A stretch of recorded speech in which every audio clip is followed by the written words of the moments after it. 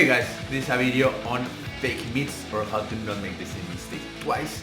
So if you have been paying any attention to the interwebs, you probably know that both Burger King and McDonald's have partnered with Impossible Foods, the creators of the Impossible Burger, which is a vegan burger that is amazingly close to a real burger in terms of texture and in taste of in terms of taste and in terms of the liquid that they put inside so that it is juicy, mimicking the myoglobin of meat. By the way, fun fact there, that red thing that comes out of a burger is not blood, it's myoglobin. It's actually a protein that is very good for you, just so you know that. Anyhow, so these burgers are now becoming very popular and are being sold in these huge chains of fast food for the masses. So now the consumer has access to vegan Big Macs and vegan Whopper and so that kind of thing.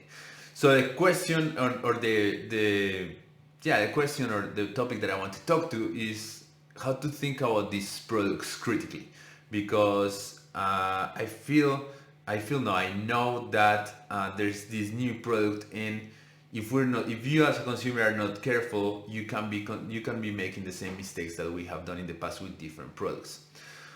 So let's deconstruct this in two levels. So the first level is the environmental level. So replacing meat burgers with vegetarian or vegan burgers does have an environmental positive impact, in the sense that we are eliminating the middleman, the cow, right? So instead of feeding soy to the cow so that we can feed cow to the human, which generates a lot of environmental costs, we just feed soy to the human, right? And of course, this is gonna eliminate a lot of costs, and it's gonna eliminate a lot of environmental costs. And so we know that is good, and that there's I think very little to be debated there. But there's a second level there, that is the health level, and is that these products are gonna start being sold as if they are better for you than the original meat, than the meat patty, and that has to be analyzed, because that's where things can go wrong. So the first thing you should know is that I'm not gonna debate here if meat is good or not for you. I'm gonna assume something that is wrong is wrong. Let's assume that meat is bad. So the first thing to know is that, like, just because this patty is made out of veggies and is not meat doesn't mean that is automatically good. However, this is usually how we think, and this is usually how we consume. And so I want you to, before we analyze the Impossible Burger or the Beyond Burger itself, I want you to think about two previous examples in which the food industry and we as consumers have gone completely wrong. So the first example is artificial sweeteners. The only reason for artificial sweeteners to exist is because we were trying to take out the caloric content of artificial sweeteners. We now know, and I'll link to some resources on the description below this video. We now know that the artificial sweeteners, even though don't have calories, have a terrible impact, very, like, in some ways worse than sugar on our bodies. So we know that there's a bigger correlation between diabetes, type 2 diabetes, obesity with artificial sweeteners, which might mean that obese people and diabetic people tend to drink and consume more of these artificial sweeteners. But we also know, and we have measurable trials of the impact that these products have on the health of your large intestine and on the health and your insulin sensitivity. And this is measurable. This is not epidemiological studies. This is biological studies that, we can eat something with artificial sweeteners and see what's the effect on our body. And this example is very good because it tells you something, and is that just because something doesn't have calories doesn't mean that is not, that doesn't have an effect on your body, right? Think about aspirin. Aspirin, like or any other drug.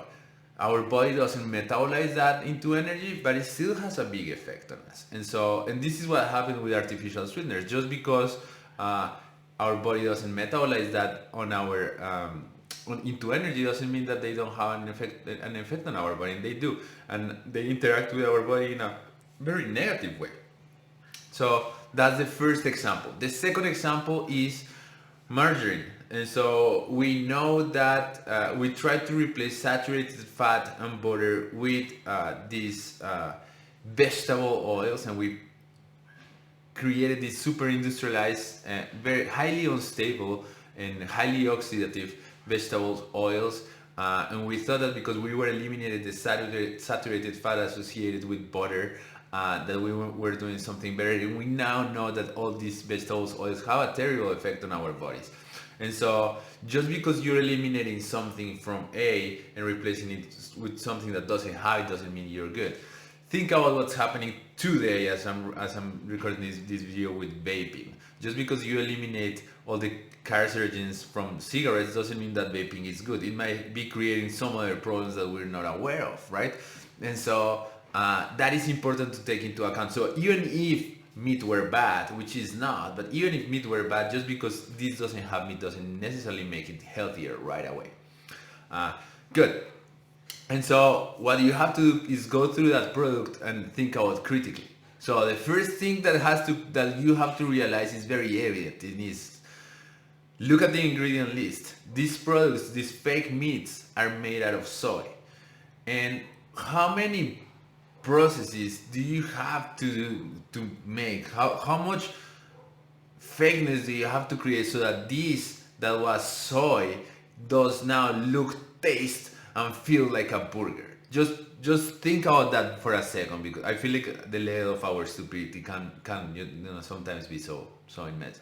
Well, lots of them. So what that tells you is number one thing, that these burgers are, yes, made out of things that once were plants, but are highly processed foods, just like breakfast cereals or anything else, right? Like, these are very, very highly processed foods. The second thing is that if you go through the ingredient list, you'll find that they contain all the shit from regular highly processed foods, maltodextrin, all kinds of sugars, and number one thing, resistant starches, which, if you have not read my blog post about it, you should. I'll link to it in the description of this video. But resistant starches are an invention of the grain industry that is evil, because it's one of those things, just like artificial sweeteners, that is not metabolized as energy by our bodies, but that has an impact in the health of your large intestine and your bacteria there, and that makes selling food easier. In the case of artificial sweeteners, that is by making shit sweet with low calorie content so that you consume that blindly. But in terms of artificial starches, because if you as a food producer can report in your nutrition facts that this has a higher fiber content, the consumer will read that as a good thing. But not all fibers are created equal, especially not the ones that you made in the lab. Anyhow, so those are the two examples. Those are the things that these burgers have. So does that mean that they're bad? No, they mean they're highly processed foods. They mean that they're like, actually, a regular Big Mac and a Big Mac with an Impossible Burger are not gonna be that different for your body, to be perfectly honest. I know, like, there's gonna be some difference, but there might be not the best quality food you can get, right? They do reduce the environmental costs, which is an important thing, and is not something that we should like look the other way. But you as a consumer should not fall for the trap that be like, let's now replace burgers with this thing, right? Like, I actually think, I know we assumed from the beginning of this video that like we were assuming that meat was bad. But I will contest that and say like, okay, maybe you don't want to consume a lot of meat. Don't do consume a lot of meat through the week. And just when you're going to have that burger, have actually a grass-fed, consciously and responsibly produced burger with that is real meat, and that will be way better for the environment, and that will be way better for your body, right? And save yourself for that burger instead of eating these highly processed burgers through the rest of the week, right? That's just an idea. But anyhow, so that is it. That is our video for today, and I just wanted to see how that logic works, because we're seeing it all the time. Just because we say like this is not like A doesn't mean that it does. Just because it doesn't have the things of A doesn't mean that like it's automatically good, right? And so keep thinking about that. Check the videos for artificial sweeteners that are on the description, and have an awesome day, week, I don't know, whatever it is. Be awesome. Bye.